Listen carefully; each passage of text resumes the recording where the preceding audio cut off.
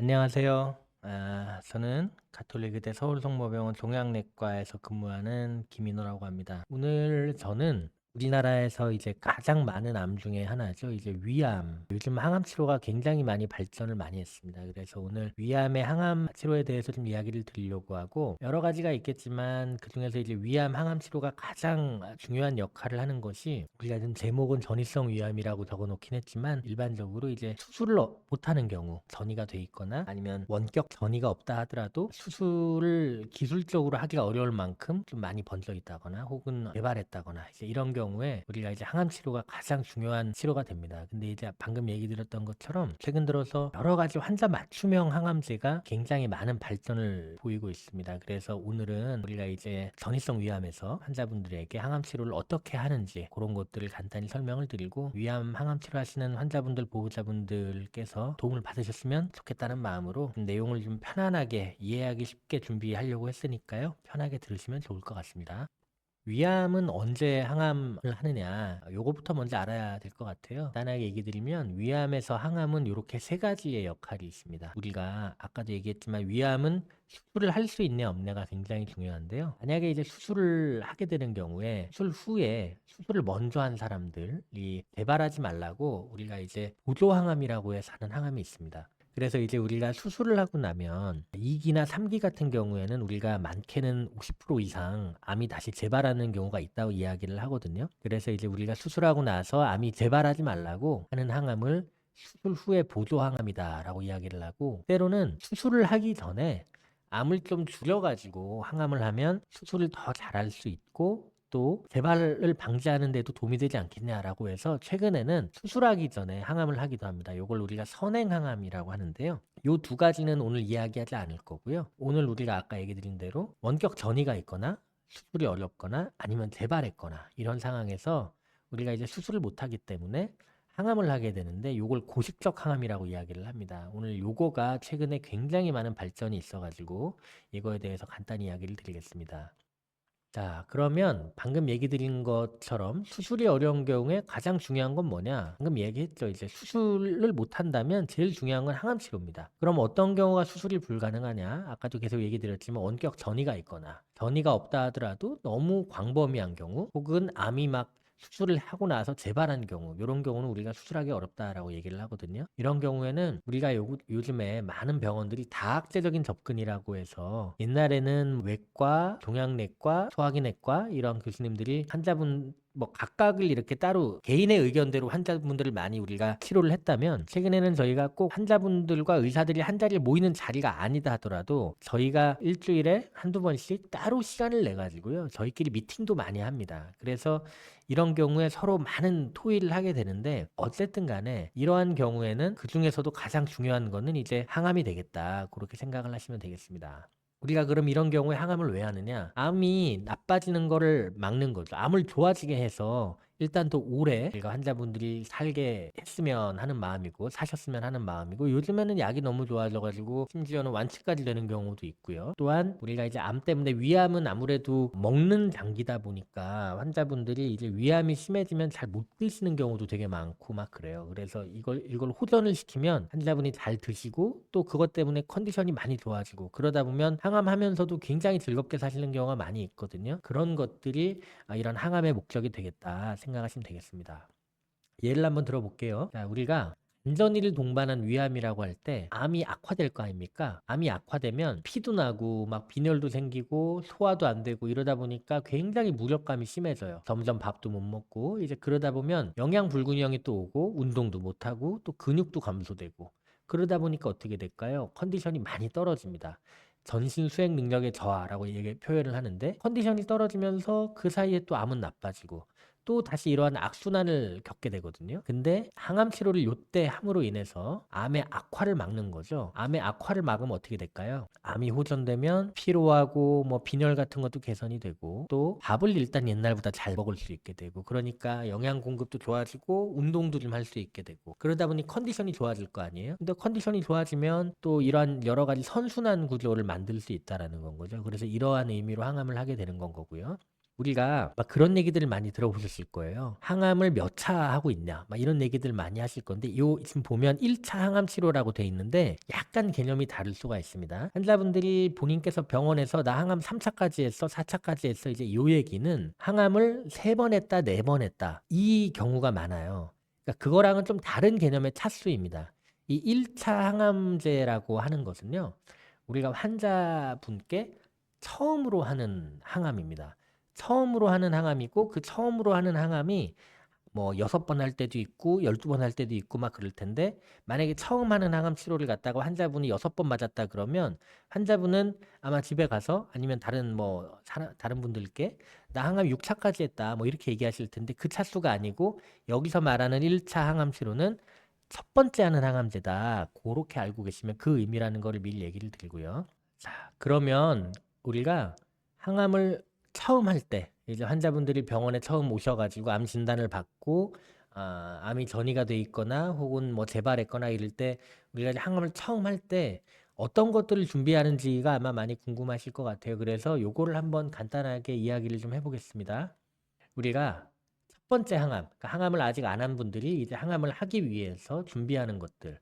일단 기본적으로 뭐 환자와 의사 선생님이 같이 일단은 뭐 얘기를 하는 게 1번이겠죠. 선생님이 어디가 안 좋으신지 뭐 여러 가지 병력을 듣고 뭐 과거력이 어떻게 되고 이런 것들 듣는 게 1번이겠지만, 이제 그러한 것들 말고 환자분들이 실제로 내가 뭔가 검사를 한다라고 느끼는 것들은 일단 1번으로는 피 검사가 있겠습니다. 이게 왜 중요하냐면은요, 환자가 항암 치료를 갖다가 이렇게 좀 안타까운 경우가 있어요. 간혹 가다가 항암을 하려고 했는데 막상 피 검사를 해보니까 암이 좀 생각보다 너무 나빠서인지 여러 가지 장기 기능이 떨어져 있는 경우가 있습니다. 뭐 예를 들어서 간전이가 심한 분들이 막상 항암을 하려고 봤더니 간 수치가 뭐 이미 10배, 20배 이렇게 올라가 있다. 뭐 그런 것들, 뭐 황달이 올라가 있다라든가, 굉장히 그런 것들이 있으면 항암을 했을 때 오히려 항암제도 몸 안에서 해독을 할 수 있어야 되는데 장기 기능이 떨어져 있다 보니까 그런 해독 기능이라고 표현을 할게요. 해독 기능이 많이 떨어지는 거예요. 이게 꼭 간 수치만을 얘기하는 건 아니고요. 여러 가지가 있는데, 그런 경우에 환자분께서 항암을 바로 한다면 그거는 이제 항암 치료가 아닙니다. 그거는 굉장히 쉽게 얘기하면 독을, 우리가 뭐 저는 쉽게 환자분들 그렇게 설명을 드리거든요. 피 검사가 안 좋을 때 항암을 하는 거는 이게 독을 투여하는 것과 같다. 그래서 환자분이 어느 정도 피 검사적으로 항암을 견딜 수 있는 만큼을 우리가 만들어 놓고 그 다음에 항암을 하거든요. 그렇기 때문에 우리가 이런 피검사 같은 것들을 통해서 확인을 하고, 또 우리가 피검사로 종양표지자라 그래가지고 암 수치가 얼마나 올라가 있느냐, 이제 이런 것들을 가지고 우리가 예후를 확인하기도 하고 생각하기도 하고 하는데요. 어쨌든 간에 환자분들이 느끼실 때에는 그런 피검사를 가장 먼저 해서 우리 의사들이 보게 되고요. 또한 중요한 거는 영상검사를 꼭 하게 됩니다. 영상검사는 굉장히 중요해요. 왜냐하면 항암제라는 게 막상 항암을 하고 나면 환자분들이 얼마나 좋아졌는지를 나중에 알아야 되잖아요. 그냥 우리가 환자한테 항암 치료를 하고 나서 그냥 뭐 느낌으로 환자가 좋아졌겠네 이렇게 생각하는 게 아니라, 반복적으로 환자의 상태를 평가를 하는데, 암의 상태를 평가를 하는데 우리가 겉에서 볼 수는 없잖아요. 그러니까 사진을 찍어서 환자의 암이 좋아졌는지 나빠졌는지 이런 걸 보게 되는데, 그때 이제 가장 많이 이용되는 게 요 CT입니다. CT라는 검사고, 아마 이렇게 통 안에 들어가 가지고 한 3분 정도 들어갔다 나오는 검사인데 많이들 해보셨을 거예요. 이런 것들 검사를 일단 하게 됩니다. 왜냐하면 현재 상태를 알아야 항암을 몇 번 하고 나서 얼마나 좋아졌는지를 알 수가 있잖아요. 현재를 모르면 비교를 할 수가 없습니다. 그렇기 때문에 항암하기 전에 CT나 또 뼈 검사 같은 것도, 위암에 간혹 가다가 이제 뼈로 전이 되는 경우가 꽤 많기 때문에 골 스캔이라 그러죠. 한국말로 이제 뼈 스캔 등을 이제 많이 하고요. 그리고 이제 내시경도 당연히 필요하다면 다시 하게 됩니다. 물론 처음에 하죠, 진단 받을 때. 근데 이제 뭐 예를 들어서 조직 검사를 다시 해야 된다거나 뭐 이런 걸 보거나, 혹은 뭐 환자분이 위암에서 자꾸 뭐 피가 좀 나는 것 같다거나, 왜 그렇지, 아니면 잘 안 내려간다거나 이런 거를 할 때 한 번 더 확인을 할 수도 있고, 또 어쨌든 간에 조직 검사를 꼭 해야 됩니다. 오늘 이제 이야기를 할 것들이 아까 처음에 얘기 드렸지만, 위암의 항암제가 환자분마다 굉장히 다르게 한다라고 제가 얘기를 드렸는데, 이제 그거에 대한 핵심적인 내용이 요 조직 검사가 되겠습니다. 우리가 암이라는 거는 생기는 과정에서 여러 가지 원인이 있을 수가 있어요. 위암이라고 해서 똑같은 위암이 아니고, 이러한 이유가 위암을 생기는데 좀 더 기여를 했다면 요러한 그 원인을 우리가 좀 차단하는 약제를 함께 해주면 조금 더 위암을 좋아지게 하는 도움이 되지 않겠냐, 이제 이런 것들을 조직 검사를 해서 그걸 가지고 검사를 하게 됩니다. 그 검사는 환자한테 따로 하는 건 아니고 우리가 병원에서 검체를 이렇게 얻으면 병리과라는 곳에 보관을 해놨다가 그걸 가지고 우리가 이제 몇 가지 뭐 현미경에 약 같은 걸 뿌려가지고 병리과 선생님이 이게 지금 이분이 뭐가 있네 없네를 알게 되거든요. 그 중에서도 이제 가장 중요한 게 이제 헐투라고 해가지고 우리가 이제 표적 항암제 사용 여부를 이제 결정하게 되는 그런 검사를 하게 되는 건 거죠. 그 외에도 이제 여러 병리학적인 검사를 하게 됩니다. 이런 것들을 1차적으로 이제 항암을 하기 전에 우리가 준비를 합니다. 자, 그러면 항암을 어떻게 하는가 생각을 해볼게요. 자, 이거는 영어로 되어 있긴 하지만 이게 뭐냐면 2024년에 대한위암학회에서 우리가 이제 한국인에게 가장 적합한 위암 치료를 어떻게 할 거냐. 꼭 항암만 있는 게 아니고 여러 가지 수술부터 내시경 모든 게 있잖아요. 그거에 대한 가이드라인입니다. 여기 우리나라 위암학회에서 위암하시는 선생님들이 많이 함께 이렇게 많은 분들이 참여를 하셔가지고 이 가이드라인을 만들어 주셨고요. 요게 맨 앞에 보면 제 이름이 있습니다.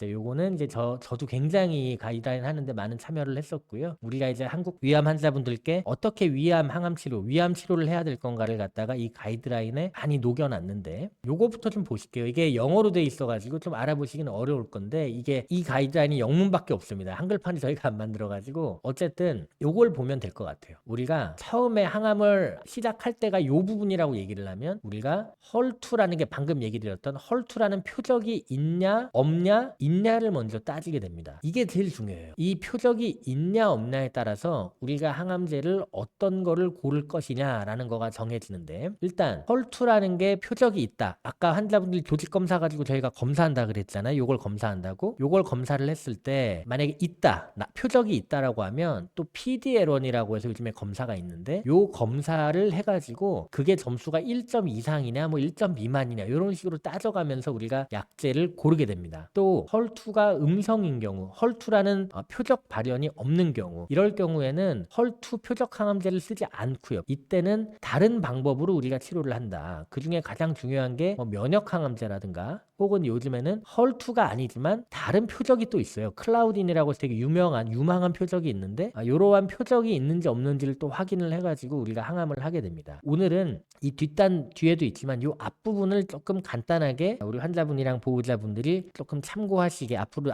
내가 이래서 이런 치료를 하는구나 라는 거를 아시게끔 좀 이야기를 해드리려고 합니다. 1차 항암, 첫 번째 하는 항암이라 그랬죠. 헐투가 양성이냐 음성이냐를 가지고 따지는데 헐투가 양성인 경우에 헐투라는 표적이 있는 경우를 먼저 생각을 해볼게요. 이 헐투라는 표적 발현은 전체 모든 위암에서 한 10에서 한 20% 환자가 이 헐투라는 표적을 갖고 있습니다. 그래서 환자가 검사를 했더니 이 헐투라는 표적이 있다라고 하면 전통적으로 트라투즈맙이라고 해서 헐투의 표적 항암제를 우리가 하게 됩니다. 이 이름이 조금 성분명이라서 어려울 수도 있는데 아마 본인이 맡고 계신 약 중에 뭐 허셉틴, 뭐 허주마 뭐 이런 약들이 있을 거예요. 상품명으로 이제 그러한 표적 항암제와 플러스로 뭐 젤로다 뭐 이런 경구 항암제 혹은 5F란 주사 항암제 더하기 시스플라틴이라고 해서 쉽게 얘기하면 세포독성 항암제 우리가 옛날부터 뭐 한 1980년대부터 많이 썼던 이런 약제들을 요 표적 항암제와 함께 투여를 하게 됩니다. 이런 경우에 3주 간격으로 항암 치료를 하게 되고요. 표적 항암제와 뭐 시스플라틴은 첫째 날에 투여를 하고 이 먹는 약을 하시는 경우에는 14일 동안 먹고요. 일주일을 휴약을 합니다. 그리고 이제 5F라는 주사약은 보통 한 5일간 들어가게 되는데 요거의 부작용 사실 항암제를 한다고 하면 제일 두려운 게 아마 부작용이실 거예요. 그래서 어떤 부작용이 있냐고 가장 많이들 물어보시는데 이 항암제는 방금 얘기 드리는 젤로다나 뭐 시스플라틴 이런 항암제가 세포독성 항암제이기 때문에 뭐 백혈구, 뭐 호중구 감소, 뭐 빈혈도 생기고 혈소판도 떨어지고 이런 것들이 있고 요 시스플라틴이란 주사가 약간 심기능이 좀 콩팥 기능을 좀 떨어뜨릴 수 있어요. 그래서 심장 기능이 떨어지지 않는 저희가 계속 보는데 심장 기능이 떨어진다거나 혹은 호중구나 이런 것들이 떨어지면서 환자가 뭐 열나고 막 감염 간염 생기고 이런 걸 수도 있고 기타 여러 가지 우리가 일반적인 세포 독성 항암제로 인해서 생길 수 있는 부작용들이 나타날 수 있습니다. 그러면 요 허투의 표적 항암제는 부작용이 별로 없느냐? 사실 굉장히 순한 약이에요. 그렇게 막 힘든 약은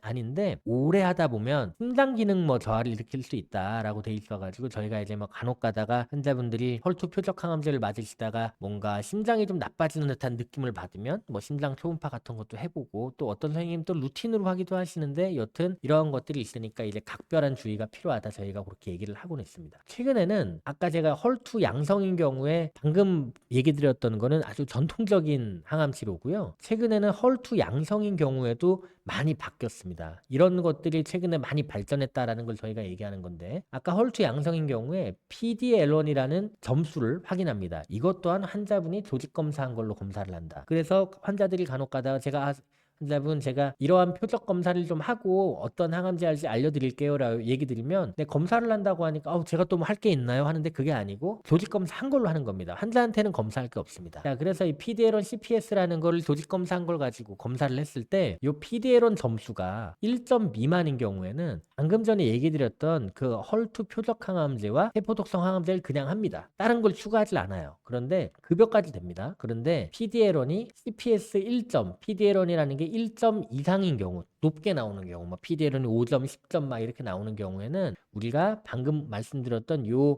헐투 표적 항암제와 세포독성 항암제에다가 키트루다라고 하는 면역 항암제를 이제 투여를 하게 됩니다. 요거는 이미 임상 연구 결과로 이제 결과가 나왔기 때문에 이렇게 하고 있는데요. 문제는 너무 비급여죠. 이 키트루다 이게 보험이 안 되다 보니까 이 키트루다가 비급여이고 때로는 요거 두 개도 간혹 가다가 요즘에 부분급여 뭐 이런 얘기들이 좀 있는데 간혹 가다가는 요것도 급여가 안 돼가지고 두 개가 동시에 급여가 안 되는 경우도 있습니다. 그래서 상당히 비용적으로 좀 많은 환자분들이 좀 어려움이 있다라고 이제 그렇게 좀 얘기들을 하세요. 그래서 사실 이거를 얘기할 때 좀 마음이 좀 그렇습니다. 너무 비싼 약이기 때문에 요거 두 개를 같이 하는 거를 얘기를 꺼내는 것조차 간혹 가다 제가 좀 죄송하고 미안할 때가 있어 말도 잘 못 꺼낼 때가 있는데 어쨌든 요런 문제가 요런 급여 비급여 문제가 조금 빨리 해결이 되면 환자분들이 좀 더 많은 도움을 받을 수 있지 않을까 이제 그런 생각이 들고요. 그리고 이제 헐투가 음성인 경우에, 그러니까 이제 헐투가 이제 표적이 있을 때 얘기했는데 이 헐투라는 표적이 없을 때 국내에는 일단은 기본적으로는 백금 기반 항암제라는 거하고 5FU라는 계열의 두 가지 약제를 콤비네이션해서 쓰는 거를 가장 많이 씁니다. 대표적인 약제가 뭐 우리가 뭐 흔히들 젤록스라고 부르는데 뭐 젤록스, 폴폭스 들어보신 분들 많이 있을 겁니다. 이제 이것들 이름은 그냥 이름을 앞글자를 따가지고 이렇게 약어로 만든 거고요. 젤록스 같은 경우에는 아까 얘기 들었던 젤로다라는 경구약하고요. 옥살리플라틴이라는 백금 기반 항암제를 하는 건 거고 요건 3주 간격이고 때로는 환자가 알약을 잘 못 드실 때가 있어요. 위암이다 보니까 위가 좀 막혀 있고 이런 경우에 알약을 잘 못 먹고 그런 경우가 있어가지고 이런 경우는 요 폴폭스라고 해서 요거는 둘 다 주사제입니다. 2박 3일 주사로 맞는 건데요. 요걸 2주마다 맞는 방법도 있어요. 요 두 가지는 효과는 거의 대동소이하다고 보시면 됩니다. 다만 약간 투여의 차이가 있는 거죠. 이거는 3주마다 맞으니까 외래에서 그냥 주사만 하루 맞고 가니까 그냥 가시면 되고 요 폴폭스 같은 경우에는 입원을 해야 되는 병원도 있고 입원을 안 한다 하더라도 2박 3일 동안 뭘 차고 있어야 되는 불편함이 있습니다. 다만 요거는 먹는 약이 없으니까 또 편하다는 분들도 있어요. 부작용 같은 경우에는 방금 아까 얘기 드렸던 그 세포독성 항암제 일반적인 부작용과 이제 비슷합니다. 근데 이제 특히 뭐 이 중에서 하나만 좀 얘기를 드린다 그러면 이 옥살리플라틴이라는 게 그 과민 반응이 좀 있어요. 약이 들어갈 때 과민 반응이 있다 보니까 알러지 반응 같은 게 좀 생길 수 있고 여기가 막 쩌릿쩌릿하다 뭐 이런 얘기 하시는 분들도 있고 한데 그런 거는 금방 해결이 되니까 너무 걱정 안 하셔도 되고. 근데 이제 이러한 젤록스 폴폭스가 그동안 한 20년 가까이 쓰였죠. 20년 가까이 쓰이다가 최근에 아까 얘기 드렸던 면역 항암제 키트루다 같은 면역 항암제가 최근에 여기에 추가가 되면 생존 기간의 개선이 보인다라고 해서 요즘에는 쓰이고 있고요. 실제로 이 옵티보라는 약제가 현재 국내에서 승인도 돼 있고 급여도 돼 있습니다. 키트루다도 이 상황에서 쓸 수가 있거든요. 근데 키트루다는 아직까지 보험이 안 돼 있다. 그래서 아마 거의 대부분의 환자분들이 이 면역 항암제를 하게 된다면 현재는 아마 옵티보 항암제를 아마 하고 계실 거예요. 자, 옵티보는 이제 방금 얘기 드렸던 젤록스나 폴폭스라는 그 세포독성 항암제에 옵티보를 추가하는 겁니다. 그러면 언제 추가를 하고 언제 급여가 되느냐? 아까 제가 PDL1이라는 점수를 본다 그랬잖아요. 마찬가지입니다. 여기서도 PDL1이라는 점수를 봅니다. 그래서 만약에 암세포 슬라이드, 조직검사 슬라이드에서 5점이라는 게 암세포 5개가 양성이라는 얘기는 아닌데 어쨌든 5점의 기준이 있거든요. 그래서 얼마 이상이 이 PDL1이라는 게 양성이 보이면 우리가 이제 뭐 몇 점이다, 몇 점이다, 몇 점이다 얘기하는데 이 5점 이상인 경우에 이제 급여가 됩니다. 보통 퍼센티지를 따지기는 좀 그런데 5점 이상인 환자분들이 뭐 한 작게는 한 40%, 뭐 많게는 한 50% 정도까지 될 걸로 생각이 돼요. 그래서 모든 환자가 다 5점 이상인 건 아니고요. 어쨌든 한 절반 정도의 환자들이 5점 이상이기 때문에 러프하게 잡아서 그런 경우에 이 옵티보를 추가하는 게 보험까지 되고 있다. 그렇게 알고 계시면 될 것 같고, 요 부작용은 젤록스랑 폴폭스의 부작용은 당연히 똑같겠죠. 뭐 똑같은데 이 옵티보라는 약제도 부작용이 생길 수가 있죠. 그런데 생각보다 굉장히 편안합니다. 약제가 엄청 힘들거나 그러진 않고, 다만 면역 관련 부작용이 꽤 심각하게 나타날 때가 간혹 있어가지고 요 약제를 잘 아는 선생님이랑 치료하신다 그러면 사실 큰 문제는 없습니다. 근데 이제 없는 경우가 많아요. 하지만 요 옵티보를 그럼 왜 추가를 하느냐? 이제 우리가 요것들이 이제 임상 연구의 결과인데 이 위로 올라갈수록 더 오래 산다는 거거든요. 빨간색은 그냥 젤록스 폴폭스 항암제만 한 경우고요. 여기 파란색이 옵티보랑 항암제를 같이 옵티보를 추가했을 때인데 보시는 것처럼 훨씬 더 위에 있잖아요. 그래서 더 오래 산다. 그리고 이런 면역 항암제의 굉장히 중요한 또 특징 중에 하나가 한 번 들으면 굉장히 오래 듣는 경우가 간혹가다 꽤 있습니다. 아까 제가 처음에 잠깐 얘기 드렸는데 간혹가다 요즘에 이제 완치되는 경우도 있다 뭐 얘기를 드렸는데, 그런 경우가 실제로 예전에는 거의 없었는데 요즘은 꽤 많아진 것 같아요. 그래서 이런 것들 때문에 환자분들이 열심히 치료하시면 좋겠다 제가 항상 이야기를 하고 있습니다. 그래서 이제 PDL1 익스프레션, 이게 PDL1이 몇 점이냐에 따라서 이제 나눈다는 얘기인 건 거고요. 5점 이상인 경우에는 현재 급여, 보험도 적용이 되고 있다 이야기를 하면 될 것 같습니다. 사실 제가 PDL1만 이야기를 했는데 왜냐하면 이게 보험이 되기 때문에 이제 얘기를 드린 건 거고, 사실 PDL1이 아니라 하더라도 저희 의사들이 딱 봤을 때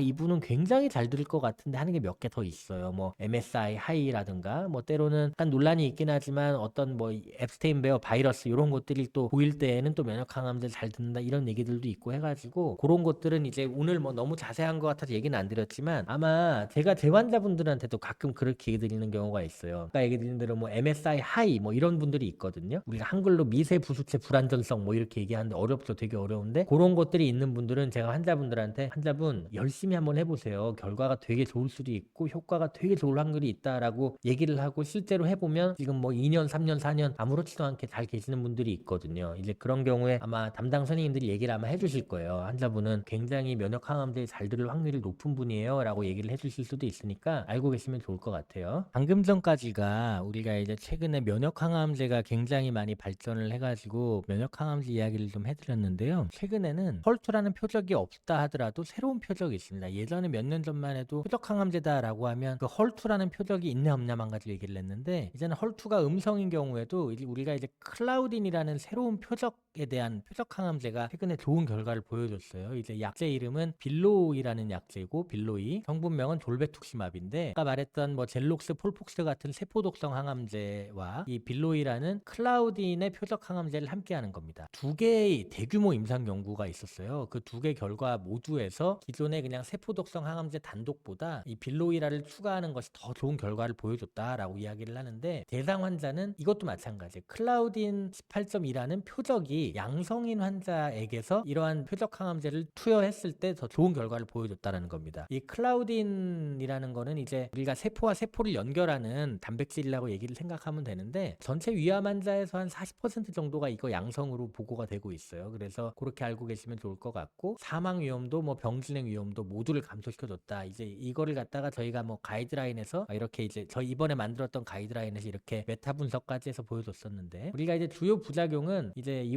약제가 간혹 가다가 굉장히 심한 오심구토가 심할 때가 있어요. 그래서 이 빌로이라는 거를 갖다 하기 전엔 저희가 구토나 오심을 예방할 수 있는 약제를 충분히 드리면서 하거든요. 최근에 제 뭐 경험적으로 봐도 그런 약제들을 충분히 드리면서 이제 항암제를 하니까 생각보다는 그렇게 관리가 잘 되는, 현재까지는 되는 것 같다라는 생각이 들고, 이게 사실 이게 승인된 지가 얼마 안 되긴 했거든요. 그래서 아직까지 이것도 보험이 안 됩니다. 보험이 안 돼서 급여가 안 돼서 비용적인 좀 부담이 있어요. 그래서 이런 것들도 조금 앞으로 문제가 잘 해결되면 좀 더 많은 환자분들에게 우리가 좀 더 나은 치료를 하는데 이런 급여나 이런 것들이 해결이 되면 참 좋겠다, 그런 생각이 듭니다. 그 외에도 최근에 이제 뭐 FGFR, 표적 항암제 뭐 여러 것들이 요즘에 많이 연구가 되고 있는데, 오늘은 일단 요 정도까지 일단 얘기를 드리면 될 것 같아요. 그래서 1차 항암제는 아까 얘기 드린 것처럼 헐투라는 표적이 있냐 없냐를 가지고 우리가 약제를 일단 1차로 생각을 하게 되고, 그 안에서 PDL1이나 혹은 클라우딘이나 이런 것들을 따져가면서 환자분들에게 어떻게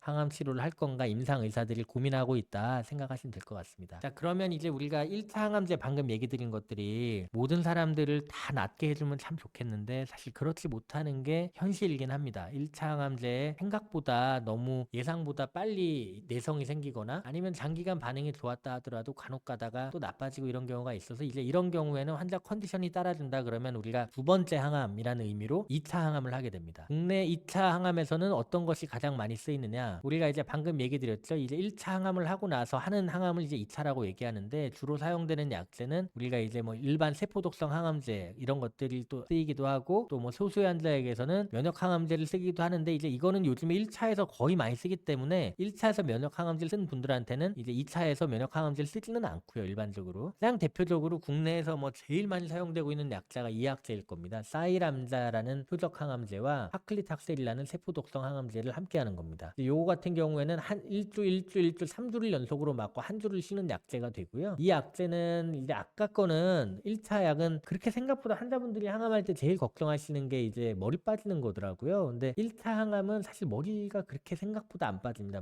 물론 사람마다 개인차가 있긴 하지만, 근데 이제 요거가 좀 머리카락이 많이 빠져요. 이 파클리탁셀이라는 약이 그 유방암에서도 많이 쓰이는데, 그 유방암 환자분들 보면 많이 이제 가발 쓰시잖아요. 머리카락이 좀 많이 빠지니까. 그게 이제 이 약이 들어가는 경우에 머리카락이 많이 빠져 그렇고요. 여기에다가 표적 항암제 사이람자라는 거를 추가를 하게 되는데, 어쨌든 이 파클리탁셀이 마찬가지로 일반적인 세포독성 항암제 부작용과 더해서 탈모, 뭐 근육통, 뭐 약간 붓기도 하고 이런 것들이 생깁니다. 근데 이제 사이람자라는 표적 항암제는 막 엄청 힘든 약은 아닌데, 이것도 간혹가다 혈압이 막 올라간다거나 뭐 단백뇨가 생긴다든가 뭐 이런 것도, 아니면 피가 좀 잘 나거나 반대로 피가 좀 응고가 되는 혈전 같은 게 생긴다거나 이런 것들이 생길 수가 있어가지고, 이런 것들 따지면 우리나라 워낙 선생님들이 다 이거에 대해서 부작용을 다 잘 알고 계시기 때문에 아마 세심하게 관리해 드릴 거라 생각을 합니다. 뭐 그 외에도 이거는 이제 여러 가지 약제가 쓸 수 있다라는 게 이번에 가이드라인 저희가 얘기를 한 건데, 방금 전에 얘기 드렸던 사이람자 파클리탁셀 요게 이제 실제 임상 연구 결과예요. 이제 임상 연구 결과인데, 이제 오른쪽 거는 뭐냐면 대한 종양내과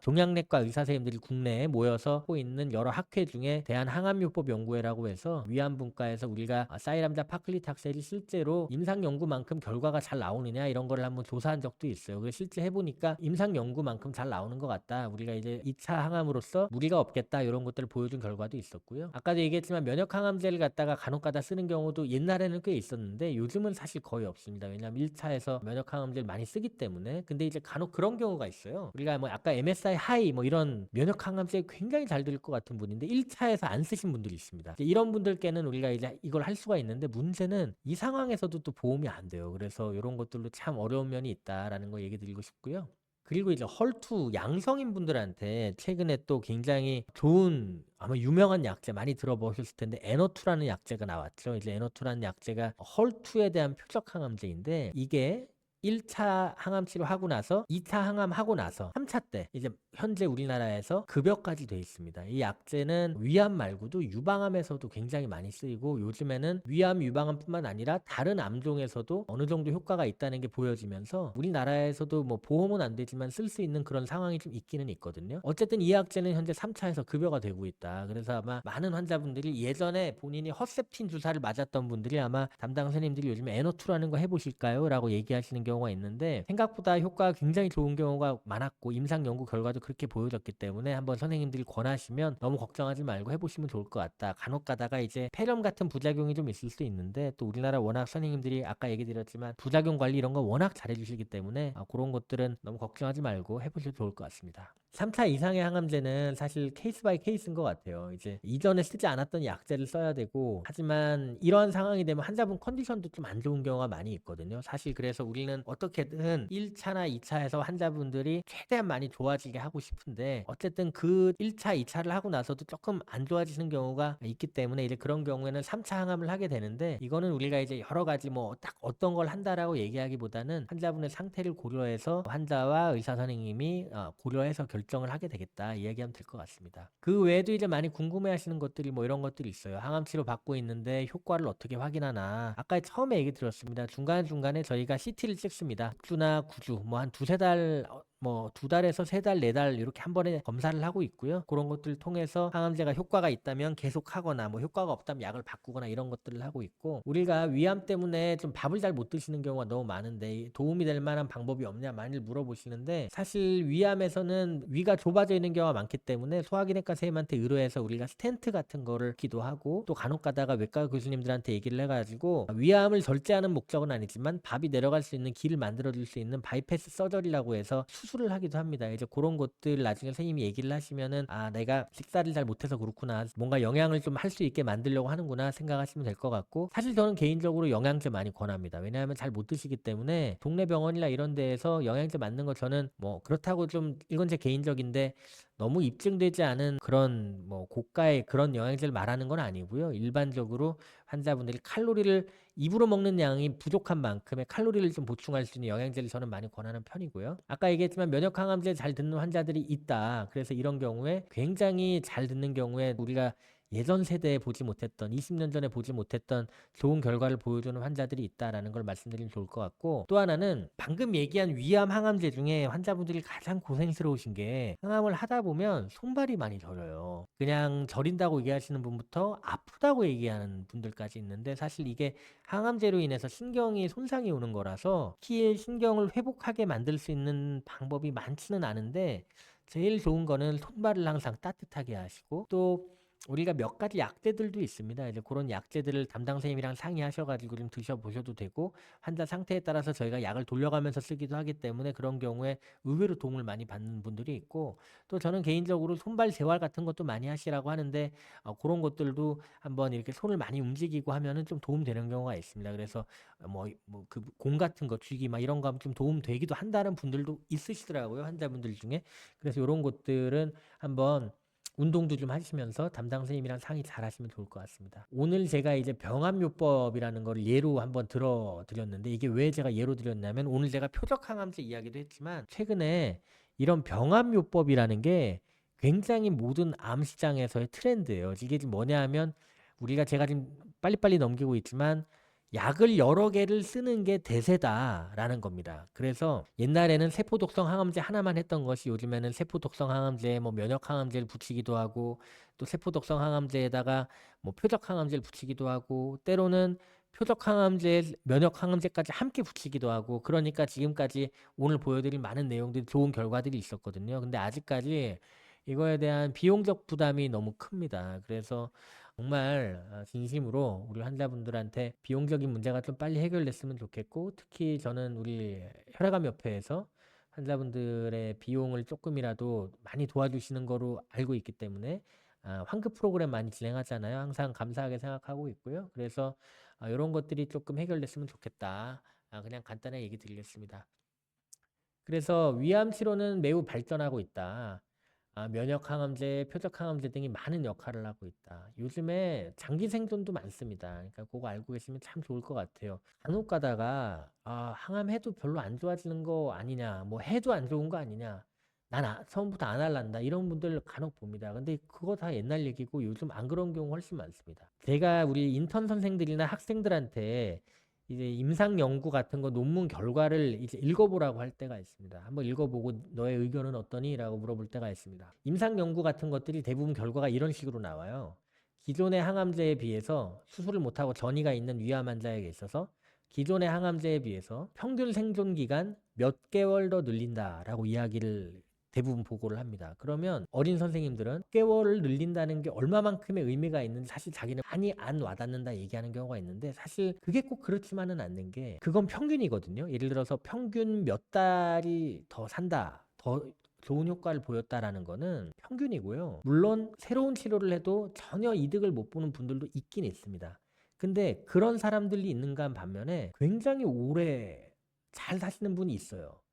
그런 분들을 평균을 내니까 몇 달이 나오는 거거든요. 사실 우리는 환자분이 모든 사람들이 안 듣는 경우로 가는 게 아니라 그렇게 오래 가는 분들이 간혹 가다가 상당히 많기 때문에 그렇게 됐으면 하는 마음으로 치료를 하는 겁니다. 그리고 실제로 요즘에 그런 경우가 많이 있으니까 환자분들이 뭐 옛날처럼 항암제 해도 별로 효과 없다, 힘만 드는가, 이런 생각은 이제 안 하셨으면 좋겠어요. 그래서 열심히 치료하시다 보면은, 정말 저도 이제 위암 항암 치료 이제 종양내과 의사 지금 굉장히 꽤 오래 하면서 옛날보다 너무 많이 좋아진 거를 느끼고 있습니다. 환자분들이 희망을 갖고 열심히 치료하시다 보면 좋은 결과가, 또 생각지도 않았는데 또 예상한 만큼 좋은 결과를 갖는 분들도 있지만, 그렇게 사실 예상하지 않았는데도 그렇게 굉장히 좋은 결과를 얻는 경우가 많이 있더라고요. 그래서 앞으로 열심히 치료하시다 보면 분명히 좋은 결과가 있을 것이다 라고 얘기 드리고, 열심히 치료하시면 좋을 것 같습니다. 전 여기까지 하겠습니다. 고맙습니다.